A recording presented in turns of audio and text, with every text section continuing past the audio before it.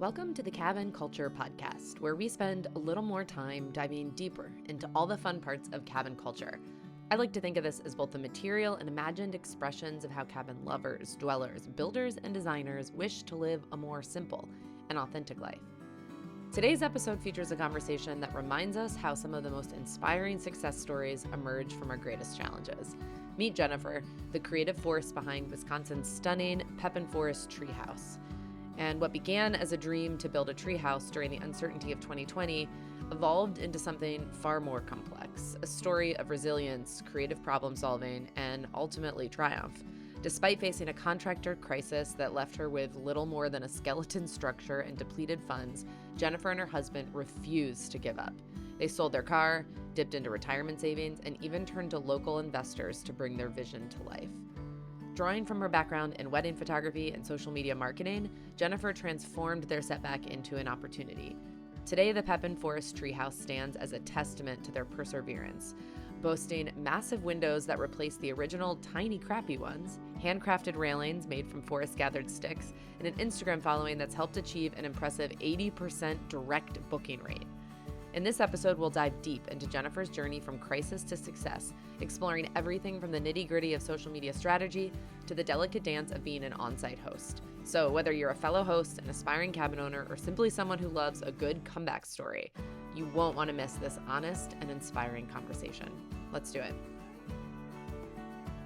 Hey there. Hey, how are you? Wow, how are you? Good. Thanks for having me on. I'm excited. Thank you so much for joining me. Okay, you're talking to us from Wisconsin? Yes. Okay, amazing. So you live right near your property, which I feel like is Yeah, unusual for the folks we talk to. it is. Yep. So we live like on the same property. So basically what we did is we moved here during COVID and then we knew we wanted to do something with the property. There was like a little rotting shack on the back that we were like, oh, well, maybe we'll turn it into like a tiny house or something. But it ended up when we had a contractor look at it, it was like he was like, just tear it down, basically. Yeah. So that we ended Yep. up using it's about 3 acres here. And so we ended up using that area to put the treehouse in the back because it wasn't in the budget for us to have like a separate piece of land. So we kind of were trying to just work with what we had, basically. Yeah, and at the same time, I know, and we'll get into this too, but I know you care a lot about hospitality, and there is nothing like being on the same property as where you're hosting guests. Yep. It has pros and cons. But That's yes, true. it means I'm out there all the time. Yes. As someone who does not host on the same property, I feel like all I think about are the pros, all the things that I wish. I don't Mhm. spend any energy thinking about what must be particularly hard about that. Okay. I feel like some of the pros are obvious. Can you share with us what some of the cons are about being on the same Okay. property? Um, well, so I have 3 dogs and a 5-year-old and a husband who likes to be loud. So even though we're on 3 acres, like, I definitely feel like we are trying to make it seem like we're not here most of the time, so that's a Yeah. little bit tricky. And like our house is sideways, and so for the most part we can like be on the other side of the house and nobody will know. But I do feel like sometimes somebody will like pull in and I'll like run around the other way, which sounds so stupid, but I know people kind of like don't want to they want to like pretend that you're not there even though they know that you're there. So I do kind of try to always make it seem like I'm not here. So sometimes we do feel like we're like tiptoeing a little bit. This is so interesting because what I'm always thinking about is how I could host in person more if we were on the same Mhm. property. But what I'm hearing you say is like it actually is this really delicate dance because some people don't want you to be there at all. They just want to like escape and be by themselves. Whereas some people might like that more hands on hosting Mhm. experience, but that puts you in a situation where you have to figure out prior to their arrival, do you run around back and hide like you're not there? Or do you walk up to their car and Yep. greet them? How do Yep, you a little normally bit. figure this out? So my basically I just put in the guest book, I say we live here. So like people know that in advance. And Yep. then I just say our default is we'll leave you alone. If you want to come say hi, we'll come say hi, but like we won't initiate that basically. Yeah. Yeah. So, and So, okay. 99% of people pretty much want to be left alone. I've had probably 2 or 3 people that want to chat, and then we'll like go down there and talk, and it's really fun. But most people do not want to talk, Yeah, which is kind of sad I agree. sometimes. I hosted in my house for years, and I don't talk about that experience very much, but this dance was something I was like, Yes. obviously, you're staying in my house. This is clear by the listing. It is listed as a room in a house. But some people would like join me on the front porch for coffee, and we would have hour-long conversations. Yeah, One woman was there for a week for a conference, and we ate dinner together every night. We like cooked by the end of it, we were that's like so cooking together, cool. right? So some people love that, but then some people I would try and read it within the first hour. Some people it was clear, like we're going to shut the door in our room and then we're going to leave and we're going to come back and go straight in our room. Mhm. So for them, I was always trying to figure out how can I not pretend like I'm not here, but be as least invasive as Yeah, possible. yep. Yeah, that's definitely a challenge. I remember you so this is really funny because so I followed Cozy Rock for at least 3 or 4 years. So I'm coming into this, like, very familiar with, like, you talking and, like, I've heard the podcast, and it's such a funny thing, and you find this with, like, podcasts all the time, and I'm like, "Oh, you, like, literally don't know me," but I feel like I'm so familiar with you because I've, like, followed you for so long. I, like, know some of your stories. I know you, like, foster dogs. Like, I know I Yep. know some of these, like, side things, so it's funny because it's such, like, an information imbalance. So if I'm like, "Oh, I know that," it's probably because I've just followed you for a long time. But I feel like this is a tricky thing about living an internet life and a real life because every Mhm. episode of the podcast, I feel like I'm meeting people for the first time. So I'm sure I share stuff that's repetitive to listeners who listen regularly or to that person if they've listened. But also in my real life, tell me if you experience this because you're pretty active online too. I like see family maybe like once every 2 months, and I want Yeah. to tell them about something that happened in my life. And I start the story, and they're like, "Oh, yeah, yeah, yeah, we know. We follow you on Instagram." Oh, I And it like, know. Okay, but I have done this. right? And you're like, "Oh, Yeah. okay, I don't wanna bore you," but also I would love a human interaction around this. I would love to, But like also, like, I haven't told a person in real life this right, yet, and you all just follow me. Yeah, totally. Or right. or it'll be like acquaintances that I don't really talk to, but they Mm, are like friends on Facebook or on yes, Instagram, and then I'll post something and they'll be like, "Oh yeah, I knew that you were doing blah blah blah." I'm like, "We haven't actually talked for like 3 years though." right, right, and I don't think this is just a business Instagram, like, oh, people you don't know. I think it's also just people on Facebook. You share photos from a Mhm. trip, and then someone, like, feels like they know everything about the trip. It's this new digital age of, like, how do we get the human interaction we need where someone, like, asks questions and is, like, curious about your experience instead of just, "Oh, I saw bits and pieces of it online, so I know everything I need to know," right? Yeah. Yeah, totally. It's so tricky. And we're gonna talk more about this because you have a lot of experience in social media and brand marketing, and so I feel like that's gonna be something we haven't dove? I'm not sure. Something I'm not sure. we haven't really spent more time on recently, so I'd love to talk more about that. But first, Jennifer, I have to address the elephant in the room, Okay. which is the controversial nature of tree houses. Okay. Yes, I can talk about that. Okay. Because we've gone all the way from, like, Fort Treehouse, and I love Lauren and Cam, and he has, like, studied, like, almost like an arborist, I A feel like. purist. Yeah, a He's purist, a definitely. purist, and I think it's Yep. beautiful, but then I know that that's not how everyone approaches it, and so tell me, what is your perspective on what Okay. qualifies something as a treehouse? Good question. So, I would say if you were going by, like, purist language, we're not a treehouse. We are just a stilt house. So, the reason for that is we actually tried to be a treehouse.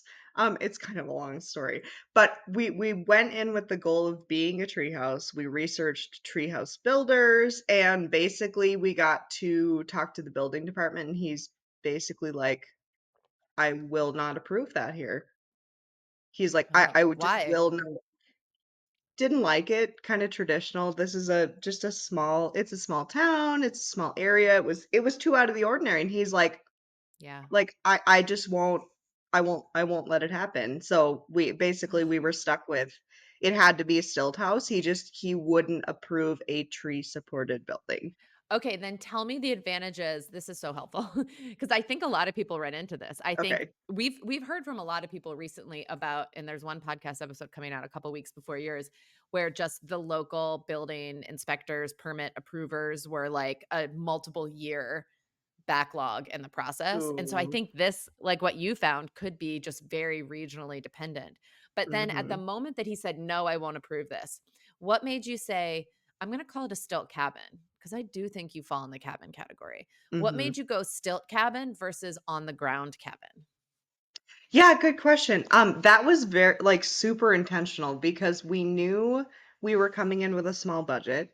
And so we basically were looking and seeing like I think I have a pretty good eye for market gaps. It's something I think I'm like just in general pretty good at seeing. And so like when my husband and I kind of thought through the process, we weren't even sure like it was necessarily a good idea because it was a pretty big stretch to even build something. And so that's why it's like on our land, it's not on a separate Yeah. property. Like we share a well, like we cut Yes. a lot of costs by doing it that way. And so we knew we had just this very limited budget. And we're like, what can we do in this budget that like, is going to compete basically because we knew we had looked into a couple cabin designs that were more on the ground, but we just thought we're like, it has to be something out of the ordinary because anybody can outbuild us from like a money perspective. So we just knew it Yeah. had to be something that was unique because we weren't going to be able to compete on like the size, the structure, like we can't build like the $1,000,000 cabins they're building up north by Duluth or Yeah. like we can't build that kind of a structure. So it had to be something that was interesting enough that even though it was like a cheaper build, it didn't look like a cheap cabin, if that makes sense. Yeah. Yeah. I think this is the tricky thing in this market right now. I'd be curious to hear your thoughts because I feel Mhm. like unique stays started with individuals who wanted to try something different, like one off. And we're just like, Mhm. I want to try this unique thing and see what happens. And they found success. And anytime you hit that tipping point where the world is now paying attention to the success, you have people come in with investors and giant pockets who are like, you Yeah. know what? I'm not going to do anything different. I'm not going to build one. I'm going to build five of what you Yeah. did. Yeah. And it Mhm. makes it really hard for, I don't know if the little guy is the right word, but it Yeah. makes it hard for the little guy to keep you have to keep innovating, keep doing Yeah. something different in order to stand out in that market. But it's hard when those new things are then just being mass replicated by people with a lot Mhm. of money. How do you think Totally. about that market in your area?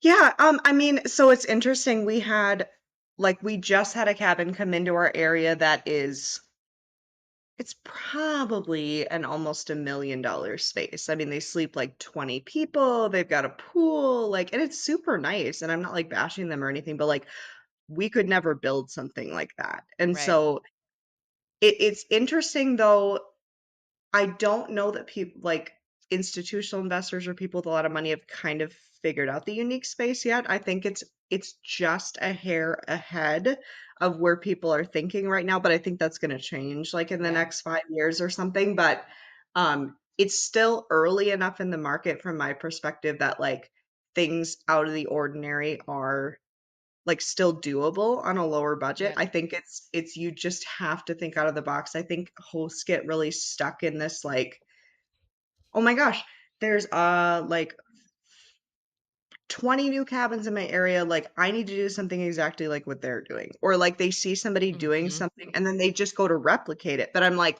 "No, no, no, no, no, they're already doing that, like, you need to do something different." Right. And so, I think people just Right. really get in, like, I saw a number on like, it's I saw a number on Instagram, like, people were posting their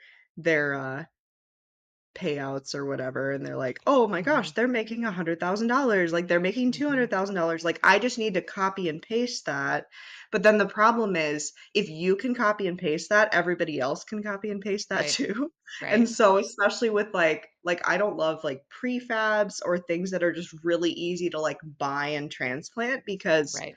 and everybody can do that. And so, like, you can do it quickly and you can maybe do it cheaper, but so can everybody else. And if somebody comes in with like investor capital, they can do it times 100. So, like, you Right. have to do something different. Right. This would be one of my biggest pieces of advice to people now, knowing 3.5, 4 years in, is I wouldn't buy plans that were just on the market. And I did because I No. love the designer and I love the Mhm. plan, but I would have paid the same designer 10 times as much to have done a custom plan because Yeah. there's someone in our area who hired me for a cabin consultation, bought the same plans, and then is now building 4, 5 of them all within Oh, an hour. This no. literally copy and pasted words from my Airbnb listing into theirs and, like, That's replicated really bad. everything. That's But really that's bad. they can do that, right? Like, Yeah. I'm not necessarily saying that they did anything wrong because if you're Mhm. trying to make money, that's how you do it. But I think what I've Mhm. learned from that is it would have served me well. I didn't go unique enough. I had a vision and this plan fit it, and then I made unique things within it. But if you're really trying to stand out, I think you have to think not buying a plan that are even though it's way cheaper. Yeah. That's what I would have done differently. So did you Yeah. design your own? Sort of. So we did. However, so I should probably tell you the backstory here. So how this happened was we had about everything that could have gone wrong with our build go wrong. So it's interesting. I've avoided going on podcasts up until now because honestly, it was like really traumatic. And I've like had to Yeah. have some space from like how badly it went. So I had a couple people asking for podcasts like right when we first opened, and I was like, I'm not ready to talk about this yet because it Yeah. was just, like, That's so so fair. fresh. And so, basically what happened is when we were searching, we were like, "We're gonna do a treehouse." We feel like there's not a lot of them here in the Midwest. There were a few, but they weren't, like, marketed or designed very well, and we knew there were some, like, in the South, there were some on the East Coast, there were some on the West Coast, but there weren't a lot in the Midwest. We're like, "Okay, this is the design that we're gonna do." And so we started searching for treehouse builders, but we knew we had a really limited budget. And so when we started kind of shopping around our budget to like treehouse builders, most of them were on the East Coast or the West Coast. And Huh. so to get them to come out and do the build was like really, really Yep. expensive because it's such a specialty thing. Yep. And so we finally found a guy in the Midwest who advertised that he did treehouse builds, which is why we had landed on this guy. And he told us that he could do it for the budget that we had. So we're like, okay, this is like the only guy in the area that says he knows how to do this and he's willing to do it for the budget. Okay, first mistake was that. And so basically, we trusted the wrong person. He was only like You're a not couple hours alone, away from Jennifer. us. Yeah. I know the more now that I have had this happen, I just we just kind of felt like idiots during it, but we went in like I don't think I would fall for it again because now I know what to expect in a build process, but not having built anything before, we didn't really know Right. what to expect. I don't neither one of us are like construction buffs, so we didn't really know like what was normal, what the timeline was supposed to be, like what was realistic. So we didn't really know. Like he told us basically he could build it in like 3 months. And so we're like, okay, like we didn't really know. We were like, okay, Right. You're it's like, not "That that sounds big. great." He was gonna like move onto the property with an RV and just like stay and get it done was the plan. And so we started the process with this guy. We had him sign paperwork with the bank and like started and he like started late. Like he had already kind of like started 2 months later than he said he was going to start. And then basically long story short, over a series of about 3 months, he showed up maybe 4 or 5 times, spent like 2 hours building each time he was there, and then constantly was like, "Oh, one of my workers is sick. I can't be here. I have something happening. Blah blah blah." And he just like would never show up, but he had already taken like half. He had showed up just enough to get us to take like 2/3 of the build funds, Oh my and so god. he bought some materials, but they weren't like very good materials. And so he got us to the point of having like a basic outline, which is like, so basically like the most basic set of like the bones of the structure. So the The framing was roof, done, the the basic framing. framing. Basically, we got to the point of the framing. No roof, like it wasn't waterproofed. And then finally by October, it had been like multiple sets of like 3 or 4 weeks where he wouldn't show, and we would be like calling him and texting him and be like, are you Yeah. coming? Like, because we're paying a loan on this, like, as long as it takes for him to get it done. And so we were like, are you coming? Like, you have most of our money at this point. Like, and then he just like kept having excuses, wouldn't do it, and then some of the work he would do was like looking problematic. And then finally we just ended up being like, we're done. Like we can't do this. But we were afraid to fire him because he had most of the money that was supposed to go into finishing the structure. Right. So if you fired him, then you are admitting, Yeah. like, that money is all gone. Yeah, it's gone. And that was like all we had to finish it. And so we got left with a skeleton at the end of October in Wisconsin that didn't have a roof, it wasn't waterproofed, and it was getting rained on like all fall. And so we were like, it's gonna rot. Like it's just sitting there. It didn't have windows. Like it was just God. sitting there. And so basically we got left with like two-thirds of our money, like half of our build money was gone, and we now had to fire this guy. We did look at like a lawyer to suing him, but it ended up being like really complicated, and they were like, it's not. They're like, basically, you'll probably put 30 grand into legal fees. We might win, and then you might pull from the account and it might not be there, was really what they told Right, us. right. He might Yeah. not have anything to You give, may and then not he have files it for to give. bankruptcy or whatever. Yeah, and then you'll never see it, basically, was what they Oh. thought. So we kind of scrambled because we're like, we're really screwed like right now. And so we found a local builder. We kind of like called everybody that we could find, and most people didn't want to take on that kind of a project because we couldn't guarantee them like a full build budget and the bank Right. wasn't going to give Oh us my any god. more. We didn't.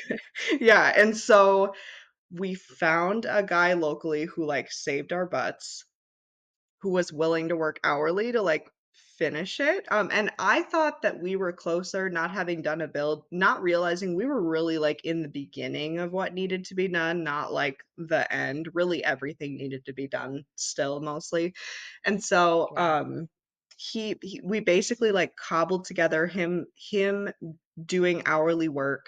We like sold our car. We like liquidated our retirement savings. I mean, we like we literally like tried to find money in any place that we possibly could. And so basically we like limped along. We like paid him in chunks, and we ended up being $100,000 over. Like we had to find $100,000 that we didn't have, and we like didn't have any money at this point.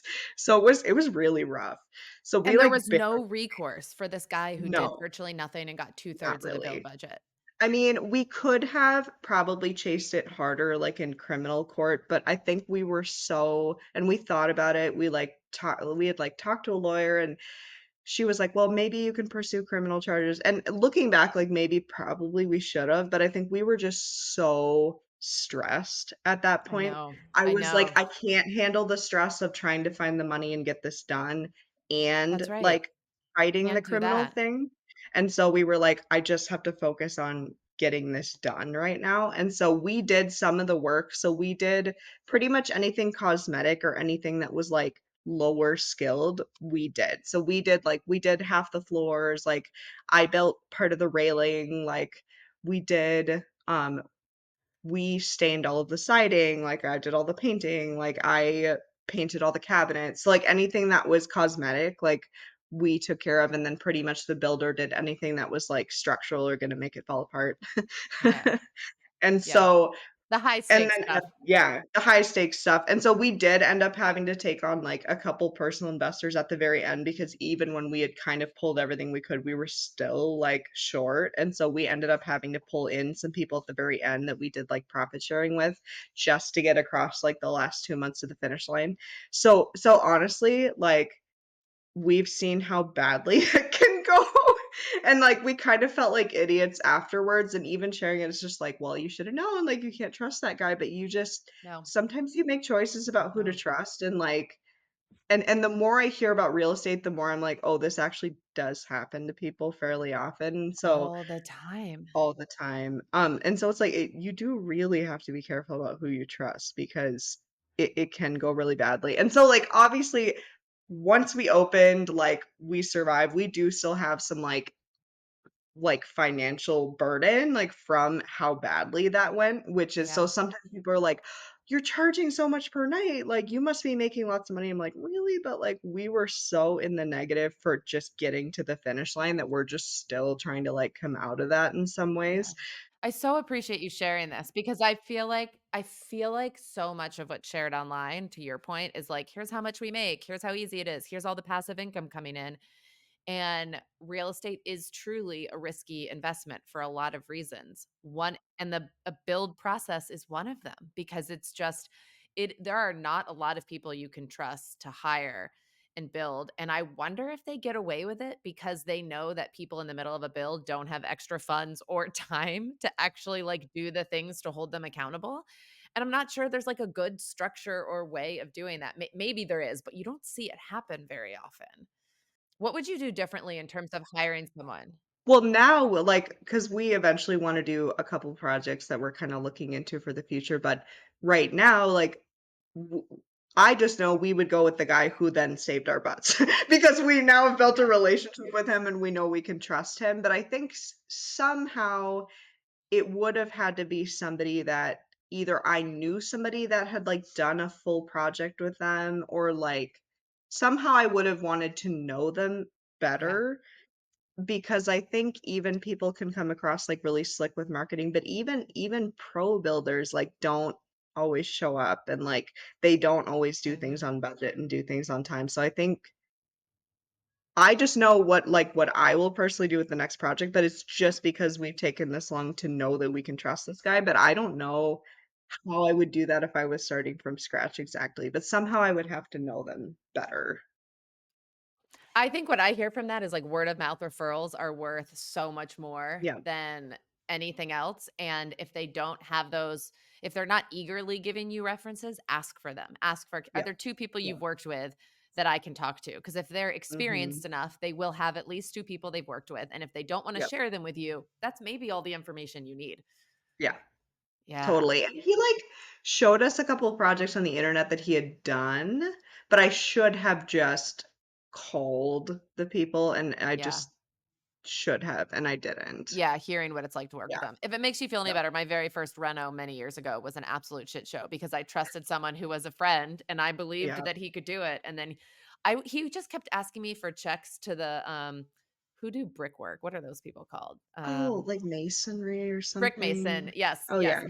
He just kept asking me to write checks to the mason, and it was, like, the 3rd one for, like, $25,000 or Oh, something yeah. ridiculous that I was like, it feels like I've paid for a lot of masonry work." The fact that I didn't have a solid grasp on, like, how Yeah. much he was asking for, like, it's just you don't know until you know, Well, you that's know? the other thing too, because if you haven't done it, you don't really know how to check, like, should it be costing this much? Because you just have never done it before. And so there's some of just like Right, inexperience that, like, if you know somebody that's done things that you can run something with through, like, should it be costing $60,000 for this thing? Or is that like a little weird? right, Like, but right, we didn't like know. So right. yeah.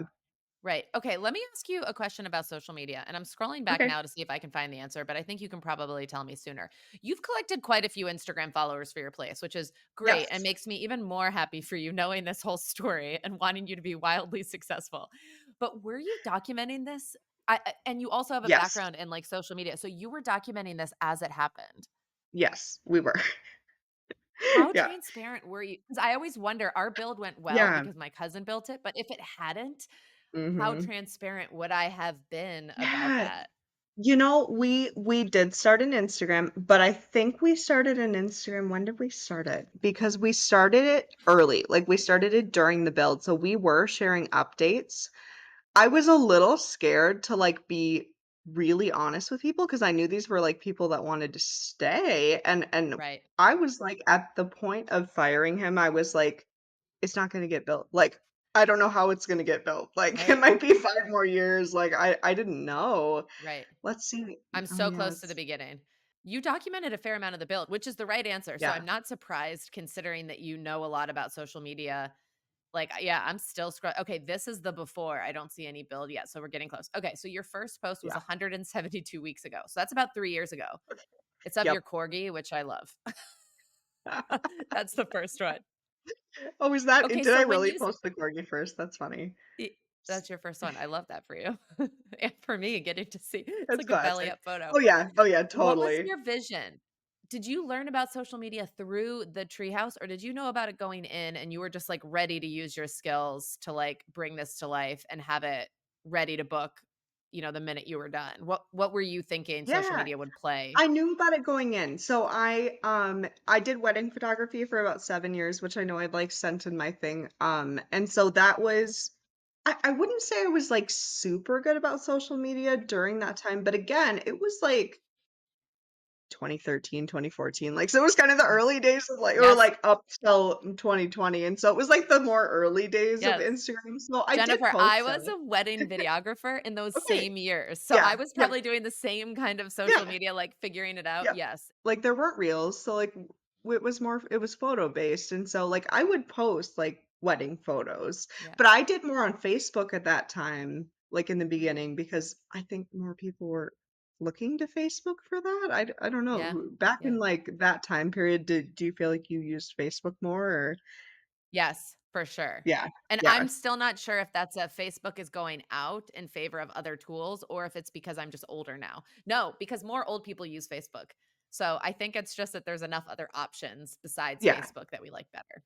Yeah. Yeah, maybe. And so I did more on Facebook like way back when I first started that. And then I would post some to Instagram. So I had that going, but like I don't even think were stories even a thing? Like I don't even think stories were a thing. Not in like 2013. No. I And don't think so, so. so it was really just like posting photos. But I've done that for a long time.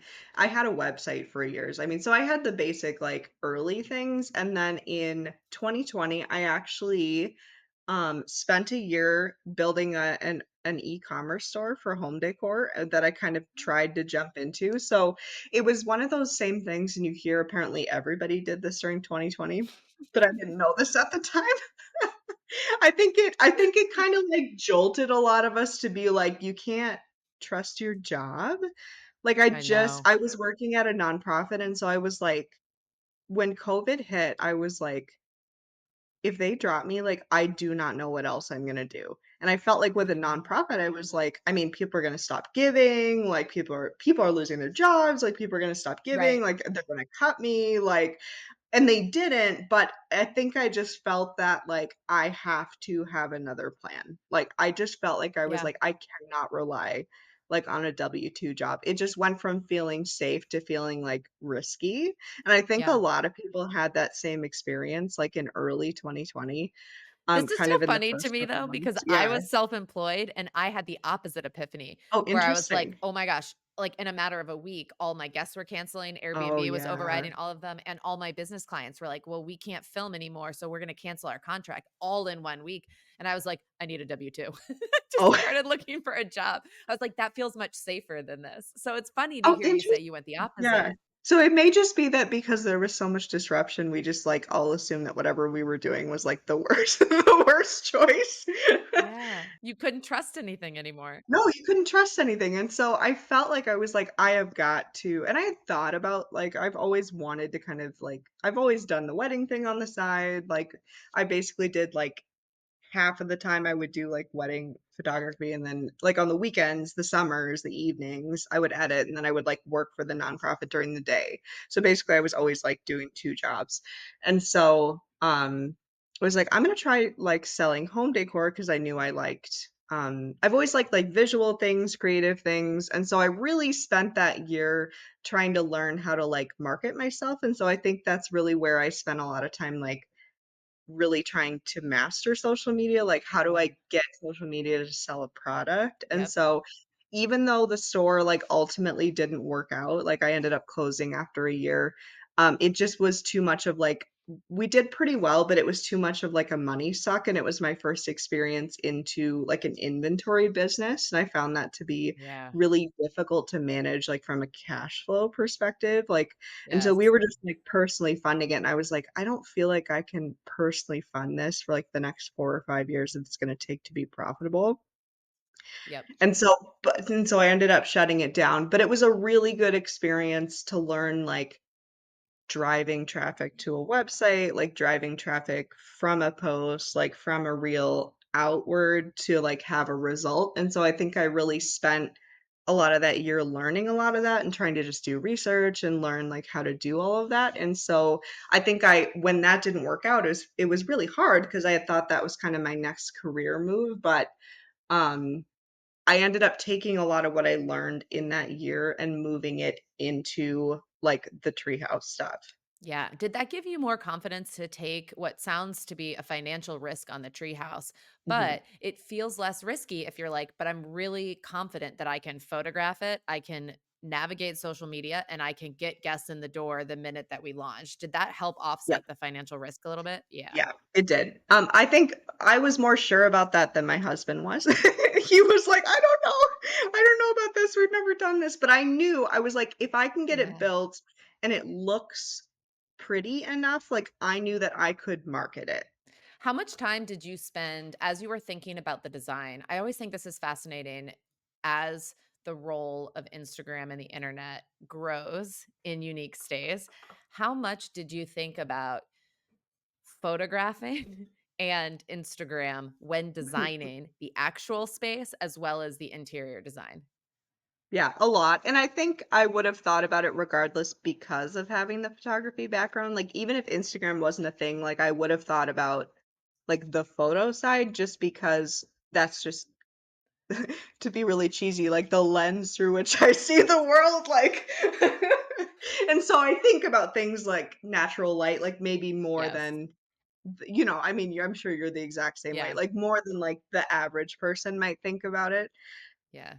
I knew like I was like, I want the biggest windows that we can like afford, like, or we can physically fit into the structure now that like the plans have been all goofy. So basically, like, oh yeah, you had asked, did we design it? So the structure itself, um, the the bad contractor had basically sent to like a friend of his who like was like an engineer, and I told them what we wanted and then they like sent it back, and then what we got back from this person who I never ended up meeting, which again another mistake, um was No like not judgment here, quite. Jennifer.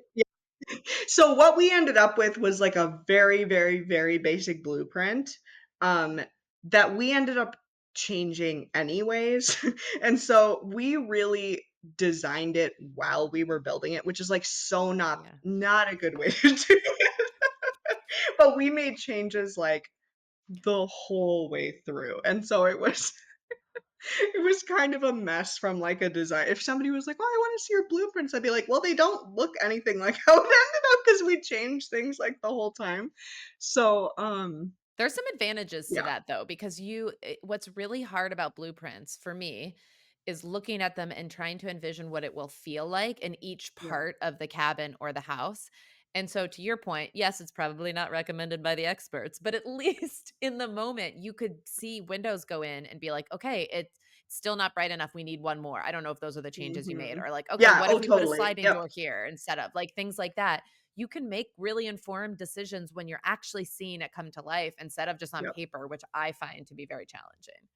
Well, you can actually see you're probably not there anymore, but if you go to the very beginning of our build photos, you can I am see still there. the original windows, that the old contractor had, like, gone out and bought. You can see one reel that has these Oh, original 2 yeah. tiny little crappy windows, Yes. and I think I had told him what size we wanted, and I saw them in there, and I was like, they're coming out.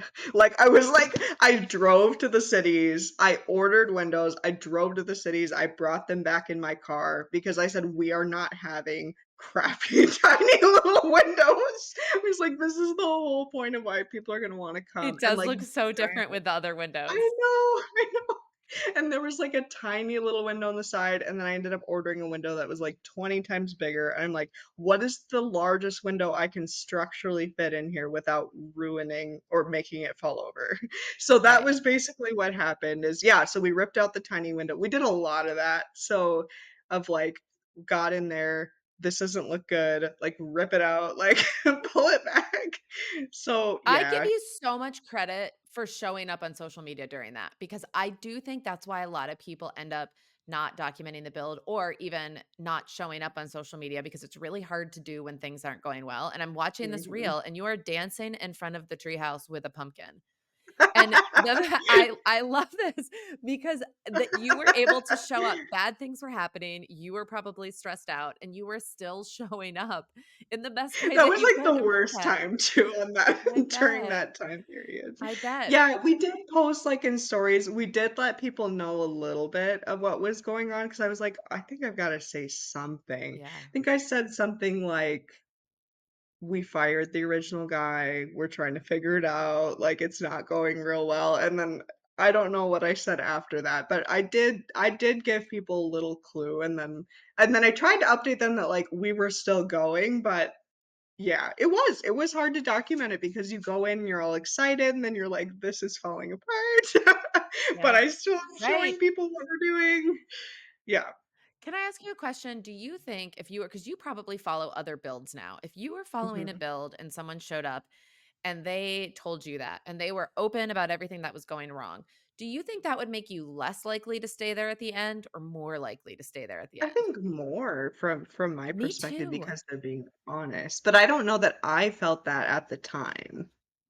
I know. That's why Yeah. I'm asking this question because I want other people who are maybe in this phase of the process, Mhm. because I think that's what stops us. We want everyone, potential guests, other cabin owners, to think that I don't know that we want them to think that we're perfect, but they want them to think that we know what we're doing, and I Yeah. honestly think that it's not even the honesty for me, it's that I would see them as a human and be like, "Man, this sucks that it's happening. Let me go support them and book a stay, like, as soon Mhm. as they open," you know? I don't th Because I I think guess I'm you don't wanna feel wondering. like an idiot. Like, I think you feel like you're just, like, so dumb, like, "How did I let somebody pull this over on me?" Or, like, I "Obviously, I know. have no idea what I'm doing." I think it's hard to come across as being like, "I have no idea what I'm doing." Like I know. yeah. But how many of us do you think have felt that at some phase of our build? Or Mhm. maybe we're seeing their second or third build. And like I never documented my first reno. That was a complete shit show. And so I wonder if I were to do that now and it were to be a shit show, I have lost a lot of pride. I feel like I would just document it and be like, this is what I'm doing. But I'm probably glad that I didn't do that back then because it was so messy. And you just Well, feel like that's an something idiot. that I've loved, but that's I think why you have as many followers as you do because you're constantly telling people like what's going on. And that's probably why I followed you for this long is because you're a real person. And so you're like showing up, you're telling people what's going on. And I think you've even told like some like guest horror stories or a few things that have like Hosting gone horror stories, bad. Yeah, yeah. hosting I horror really try stories. to keep guests out of it because I just Yeah. don't want them to ever feel like they're gonna be shamed, but I'm Yeah. happy to shame myself. But the takeaway for other people is, like, don't be afraid of that. If that's why you Yeah. follow, then other people, like, that's actually what maybe we need more of. Mhm. Totally. Because otherwise it's like, "Oh, everything's perfect." Like, great, my life's not perfect. Like, Right. you know? My hosting experience isn't perfect, like, I can't relate to Yeah. this then. Okay, take us to launch. At what do you Mhm. remember how many followers you had at launch, and what did it look like when you finally were able to make it go live in terms of hosting? What was the initial reaction to it? Yeah, good question. So we had about 900 followers from like during the build process when we launched. And so we grew really, really fast, like the first 3 months. And it was kind of a combination of like strategy and luck. And so one was it was a few like intentional influencers that we had scheduled that had pretty decent followings right in the first like month and a half of Yep, being open.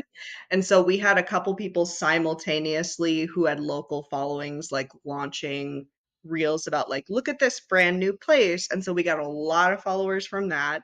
And so yep. so that was strategy, but it went better than I think we had thought it was going to. And so that went really well. And then it kind Good, of you like deserved it. snowballed on itself. We were like, this has to go well.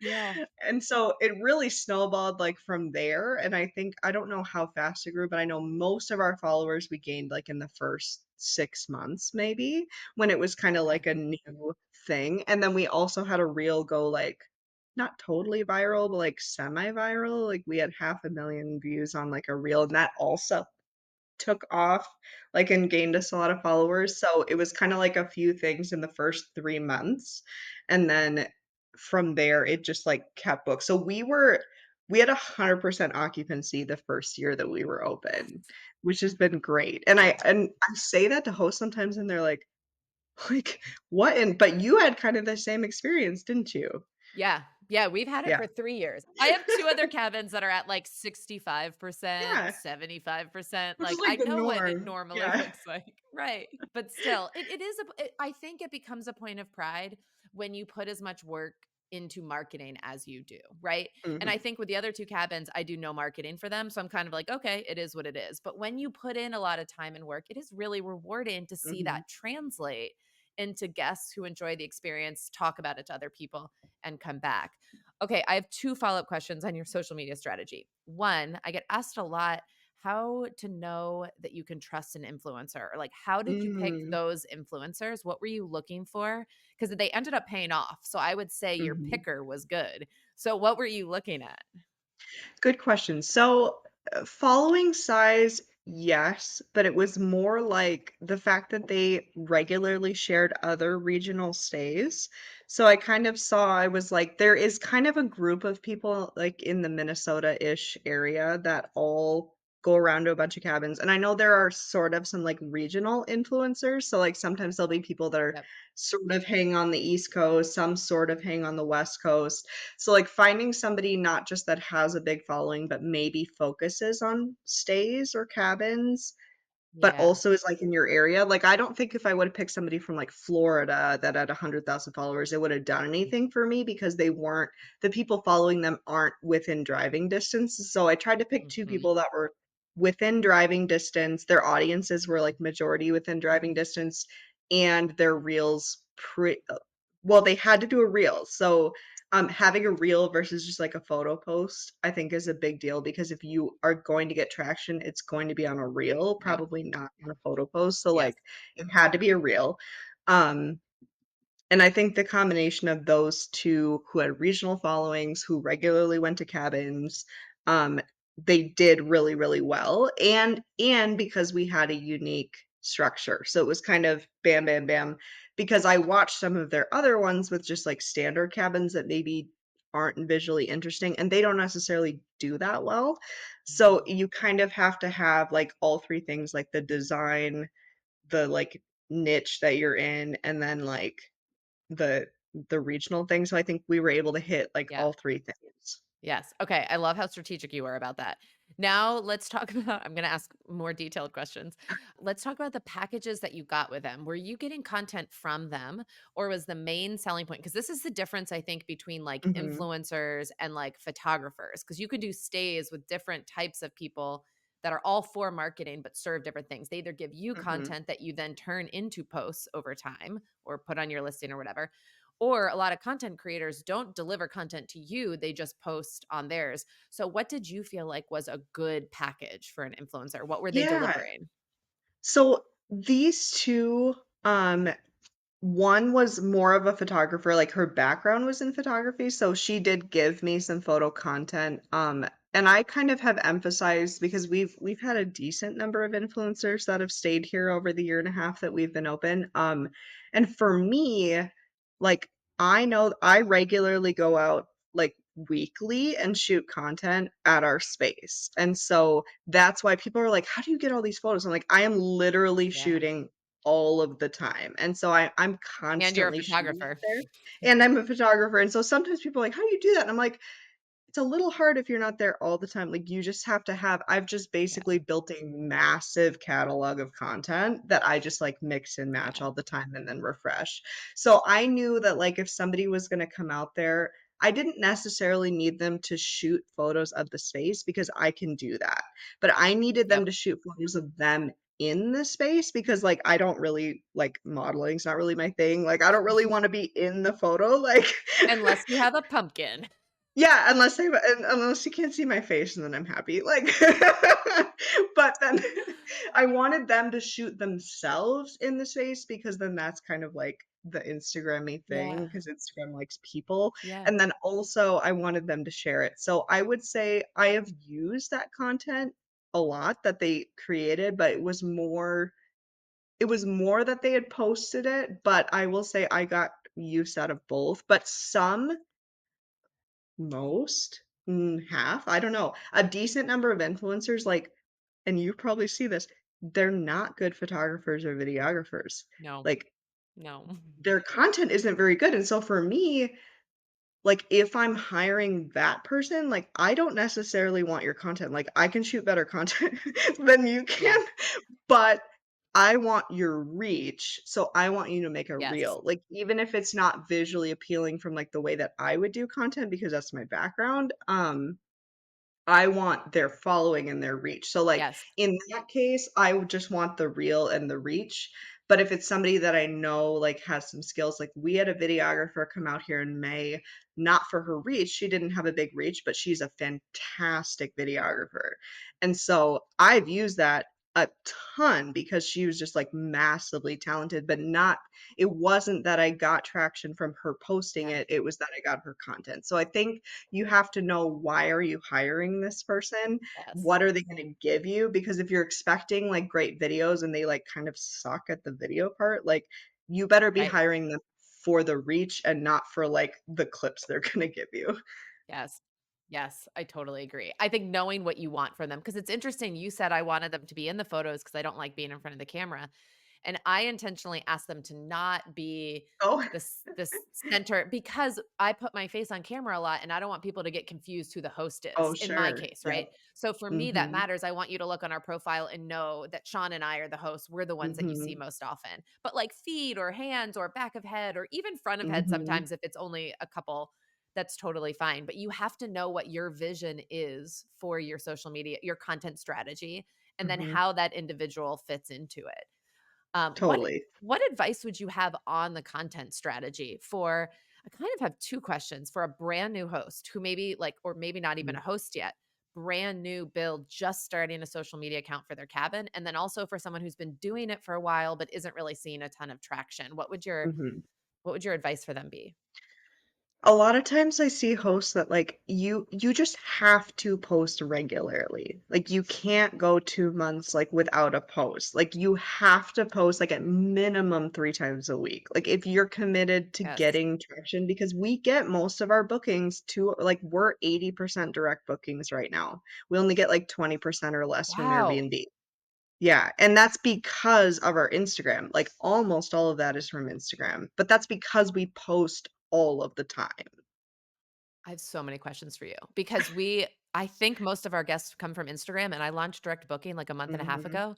One booking, one direct booking. Really? People are still Interesting. booking through Airbnb and they'll be like, "We found you on Instagram," but they're still booking through Airbnb. So these numbers are amazing. And I think it's because we launched with a website, so that helped. Yeah. Like, so that was but also, like, I post links to the website all of the time, like, regularly in stories, like, at least once or twice a week, like, Okay. "Go here." Like, I never post to our Airbnb, like, it's Okay. in our link, but for me, Airbnb is just, like, a bonus, like, but I try not to rely on it because I know all the horror stories about, like Right. I if they randomly shut down my account, like, I don't wanna be reliant on them.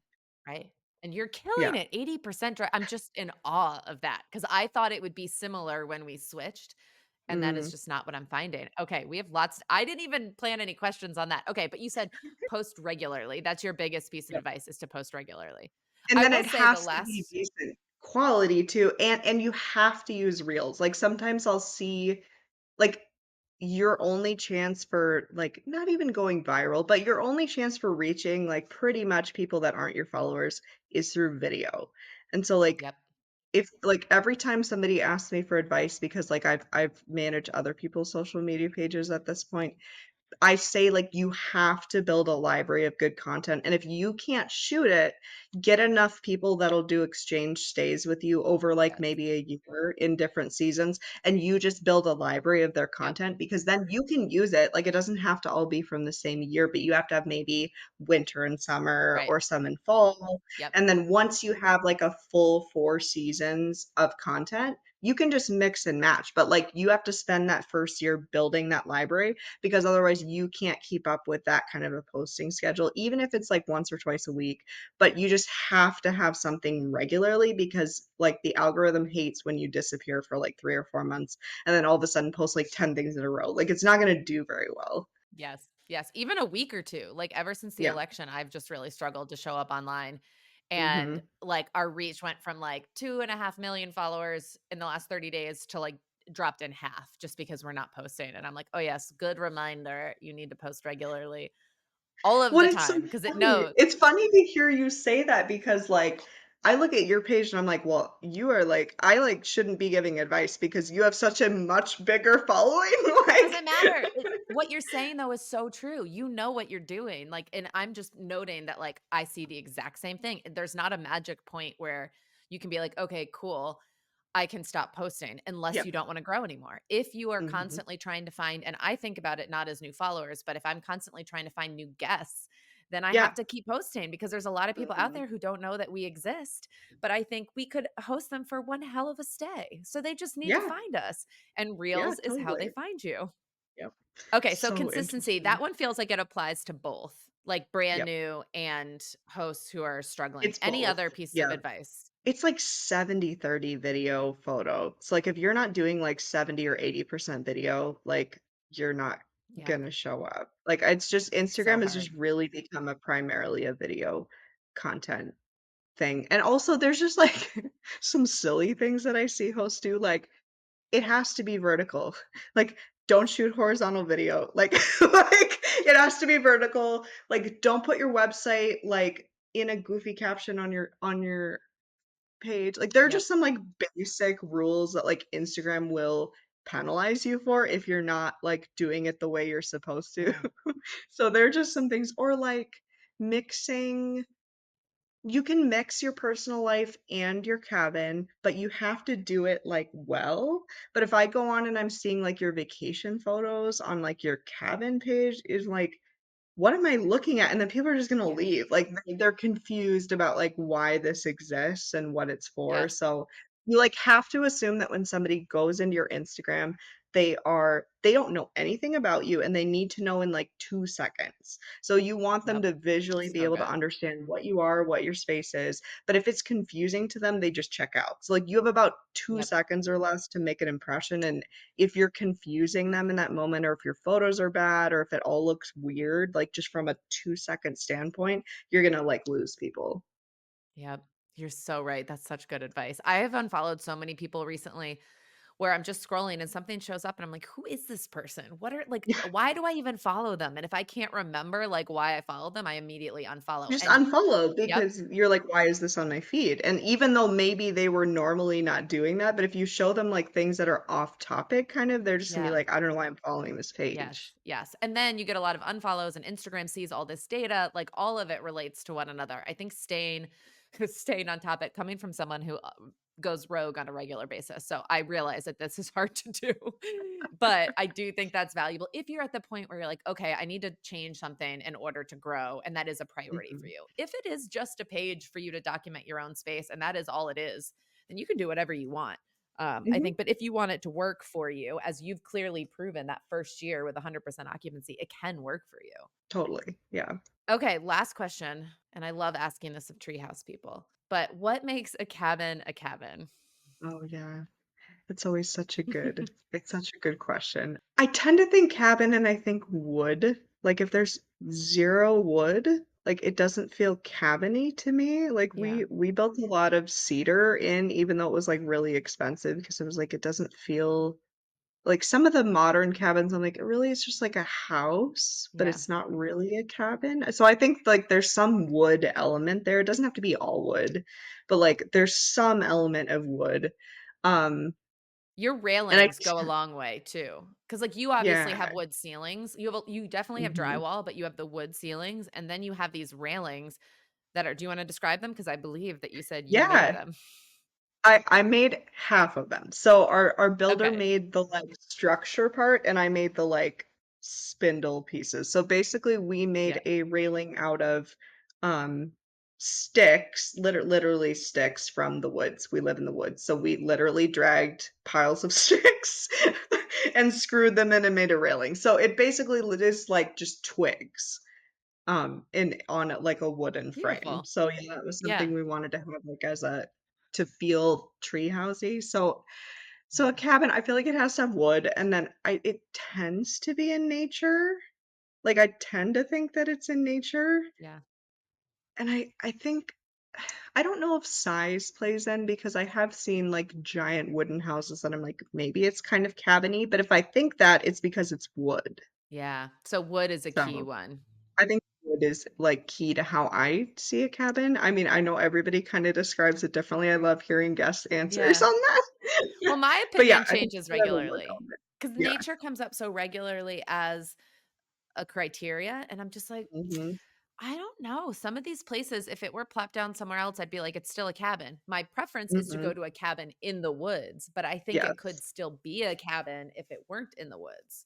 Because I if don't I know. I drive don't know. I got to think by, about it. like we go to a big city, sometimes I'm like, I drive by and I'm like, oh, that's a cabin. But if I think that, it's because it's made out of wood. That's Like, right. It's the, yeah, yeah, it's that wood from the outside, especially. yeah, I feel like log cabins are the ones that most yeah, are just immediately from the exterior. I would say yeah, that's a cabin no matter where it is. totally. Jennifer, what a treat. Thank you for joining me. Yeah, thank you for having me. It was fun. It was so fun. And this is the first podcast I've ever done, so. Thank you for doing it amidst your trauma. I do really appreciate that. Thank you for sharing that with us. Yeah, you're welcome. You're welcome. Thanks so much for joining us. And if you liked what you heard, feel free to leave us a 5-star rating on Spotify or share some of your favorite parts over on Apple Podcast. If you have feedback or suggestions for the future, you can also find me on Instagram at Cozy Rock Cabin. Looking forward to next week.